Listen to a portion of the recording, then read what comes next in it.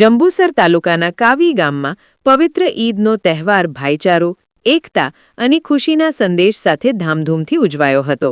ઈદ માત્ર એક ધાર્મિક તહેવાર નહીં, પરંતુ માનવતા, દયા, સહાનુભૂતિ અને પરસ્પર પ્રેમનું પ્રતીક માનવામાં આવે છે. ઈદનો તહેવાર ખાસ કરીને પવિત્ર રમઝાન માસ પૂર્ણ થયા બાદ ઉજવવામાં આવે છે.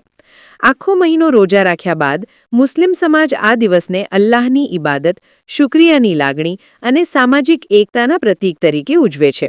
ઈદના દિવસે સવારથી જ મસ્જિદો અને ઈદગાહોમાં નમાઝ માટે મોટી સંખ્યામાં લોકો ભેગા થાય છે, જ્યાં શાંતિ, સુખ અને સમૃદ્ધિ માટે દુઆ કરવામાં આવે છે.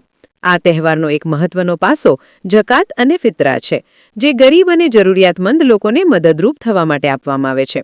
આ પરંપરા સમાજમાં સમાનતા અને સહભાગિતાની ભાવના મજબૂત બનાવે છે, જેથી દરેક વ્યક્તિ ઈદની ખુશીમાં સામેલ થઈ શકે.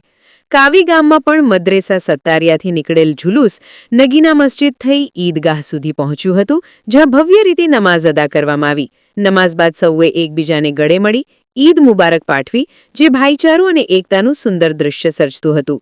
બાળકો અને યુવાનોમાં ખાસ ઉત્સાહ જોવા મળ્યો હતો, જ્યારે મોટા ચકલા વિસ્તારમાં યોજાયેલા ખાણીપીણીના મેળામાં ગામ લોકોએ પરિવાર સાથે હાજરી આપી અને પરંપરાગત વાનગીઓનો આનંદ માણ્યો.